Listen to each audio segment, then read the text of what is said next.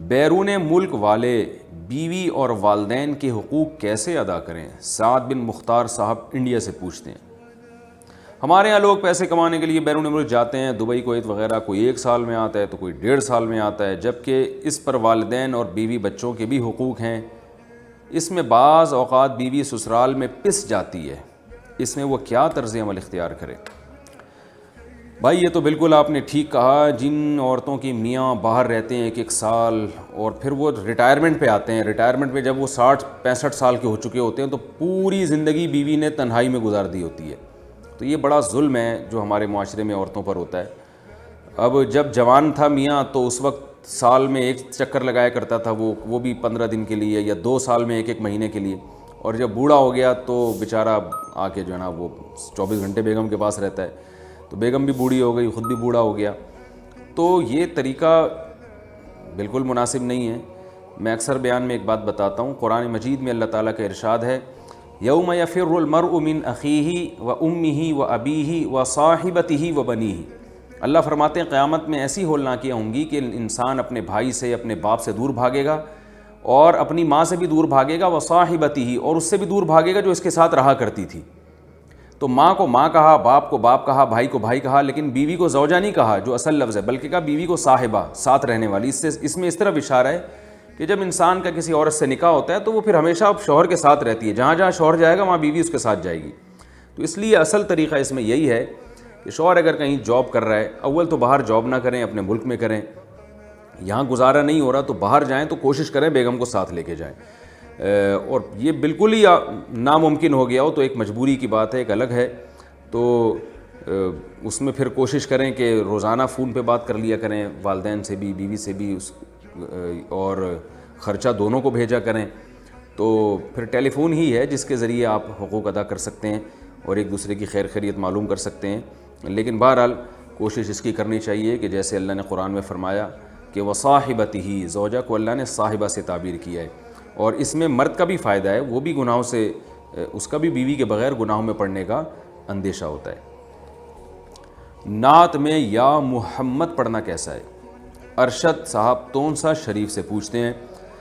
جب ہم کوئی نعت سنتے یا پڑھتے ہیں جس میں یا محمد کا لفظ ہوتا ہے، میرے نزدیک تو یہ شرک ہے، کیونکہ اللہ تعالیٰ کی ذات ہی حاضر و ناظر ہے۔ کیا اس عقیدے کے ساتھ ایسی نعت کا سننا جائز ہے یا نہیں؟ بھائی اگر نعت میں کوئی یا محمد اس عقیدے کے ساتھ پڑھے گا کہ نبی صلی اللہ علیہ وسلم میری نعت براہ راست سن رہے ہیں یا میری بات براہ راست یہیں پہ سن رہے ہیں تو پھر یہ شرک ہے۔ لیکن اگر صرف ویسے ہی نبی صلی اللہ علیہ وسلم کو محبت میں کسی نے پکارا ہے تو پھر یہ پکار شرک نہیں ہے، یہ تو محبت میں کوئی بھی کسی کو بھی پکار سکتا ہے، اور یہ شاعری میں تو خاص طور پر ایسا بہت کثرت سے ہوتا ہے، تو اس لیے اس پہ شرک کا فتویٰ نہ لگائیں آپ۔ شرک جو ہے وہ جب ہوگا جب کوئی اس عقیدے یا اس نیت سے الفاظ کہے۔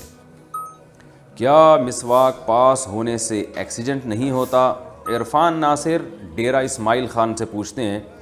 ہمارے ہاں یہ بات مشہور ہے کہ اگر کسی کی جیب میں مسواک ہو اور اس کے ایکسیڈنٹ ہو جائے تو اس کی ہڈیاں نہیں ٹوٹتی،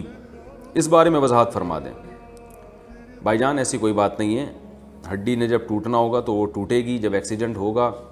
تو اللہ معاف فرمائے، ہڈی بھی ٹوٹتی ہے، سب کچھ ہو سکتا ہے، اللہ تعالیٰ سب مسلمانوں کی اچھے کی رپورٹ رکھے، سب کی کو محفوظ رکھے اللہ تعالیٰ، تو ایسی کوئی بات نہیں ہے۔ بلکہ بعض دفعہ یہ ہوتا ہے مسواک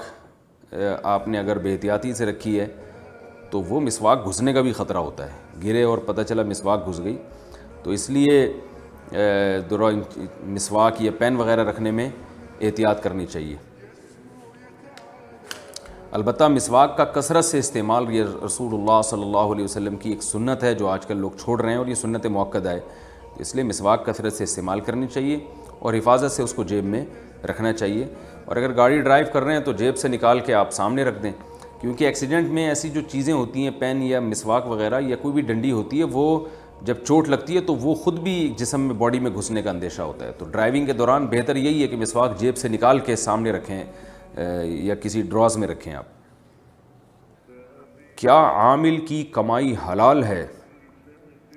عبداللہ صاحب لاہور سے پوچھتے ہیں، میرے والد صاحب ایک عامل ہیں، وہ جو عمل کرتے ہیں کیا اس سے ملنے والی آمدن حلال ہوگی یا حرام ہوگی؟ بھئی یہ جو عاملوں کے عمل ہیں نا، یہ ہماری سمجھ میں آج تک نہیں آئے ہیں۔ میں نے بڑے بڑے عاملوں سے ملاقات کی ہے کہ بتاؤ کیا سلیبس ہے تمہارا، کیا سیکھتے ہو؟ تو بڑے بڑے عاملوں نے ہمیں بتایا ہے، اپنے راز بتائے ہیں کہ ککھ بھی نہیں ہے، کچھ بھی نہیں آتا، بس ایسے ہی ایک ہوائی چیزیں چل رہی ہیں جس پر پوری ایک مدار ہے۔ تو اس لیے یہ عملیات پر تو نہ پہلے مجھے کبھی یقین تھا نہ اب ہے، اور بظاہر لگتا نہیں ہے کہ مستقبل میں کبھی عملیات پر مجھے یقین بھی آئے گا۔ لیکن اتنی بات ہے، رقیہ، جنات بھگانے کے لیے آپ کوئی آیت پڑھتے ہیں یا رقیہ کرتے ہیں تو یہ جائز ہے۔ اور رقیہ میں بعض دفعہ جو الفاظ ہے نا، الفاظ قرآن مجید، جیسے سورہ فاتحہ پڑھ کے جن بھگایا جاتا ہے، آیت الکرسی پڑھ کے جن بھگایا جاتا ہے، تو بعض دفعہ بعض لوگوں کے رقیہ میں بڑی تاثیر ہوتی ہے، کیونکہ سامنے والے کا اس پر اعتقاد زیادہ ہوتا ہے یا وہ خود پرہیزگار زیادہ ہوتا ہے، تو اس بیس پہ اس کے رقیہ میں اللہ نے دوسروں کی نسبت زیادہ تاخیر رکھی ہوتی ہے۔ رقیہ کہتے ہیں دم کرنا، تو اس دم کے پیسے لیے جا سکتے ہیں، کیونکہ کسی بھی چیز میں آپ ٹائم جب سرو کر رہے ہیں تو اس ٹائم کے پیسے آپ کے لیے لینا جائز ہے، لیکن اس میں دھوکہ نہ ہو۔ دھوکہ عامل لوگ بہت کرتے ہیں، وہ یہ شو کرتے ہیں ہم نے پتہ نہیں اتنے جنات قبضے میں لے لیے، اتنے کو آگ سے جلا دیا ہے اور موکل چھوڑ دیے تمہارے اوپر۔ موکل نہیں چھوڑے ہوتے، یہ خود لمبی لمبی چھوڑ رہے ہوتے ہیں بیٹھ کے، تو یہ کر دیا تو وہ کر دیا، اس میں بہت الو بناتے ہیں۔ تو اس الو بنانے کے عوض میں جتنے پیسے یہ لیں گے یہ حرام ہوگا۔ سیدھی سیدھی بات کریں بھائی، اگر آپ پر جن ہے تو میں ایک رقیہ کرتا ہوں، اللہ تعالیٰ سے امید ہے کہ اس رقیے میں اللہ تعالیٰ شفا دے دے، اور میں چونکہ ٹائم لگا رہا ہوں، وقت اپنا صرف کر رہا ہوں، تو اس وقت کے میں پیسے لوں گا۔ تو اتنی بات ہو تو ٹھیک ہے، لیکن عام طور پر اتنی بات ہوتی نہیں ہے، اس میں گھمانا پھرانا اور الو بنانا اور لفاظی اور حصار اور ٹوپی ڈرامے بہت ہوتے ہیں اس میں۔ والد صاحب سودی بینک میں ہو تو بیٹی کو رشتہ بھیجنا، یعنی کسی کے ابا سودی بینک میں ہوں، ان کی بیٹی سے شادی کرنا، یہ پوچھنا چاہ رہے ہیں۔ دانیال صاحب کوہاٹ سے پوچھ رہے ہیں، اگر کسی لڑکی کا ابا، یعنی ابا تو میں کہہ رہا ہوں، کسی لڑکی کے والد سودی بینک میں نوکری کرتے ہوں تو اس کے ہاں رشتہ بھیجنا کیسا ہے؟ اگر رشتہ ہو جائے تو وہاں جا کر کچھ کھانا پینا یا لین دین کرنا کیسا ہے؟ بھائی، جو آدمی حرام کماتا ہو اس کی بیٹی سے بھی شادی بالکل جائز ہے، لیکن پھر بعد میں مسئلہ یہ ہوگا کہ ان کے گھر جا کے کھانا پینا آپ کے لیے جائز نہیں ہوگا۔ تو آپ اگر یہ پھڈے اور لڑائی افورڈ کر سکتے ہیں تو شادی کریں، نہیں کر سکتے تو پھر یہاں شادی نہ کریں آپ، کیونکہ آپ کے لیے وہ ان کے گھر جا کے کھانا پینا جائز بہرحال نہیں ہوگا، اگر ان کی اس کے علاوہ کوئی اور ارننگ نہ ہو۔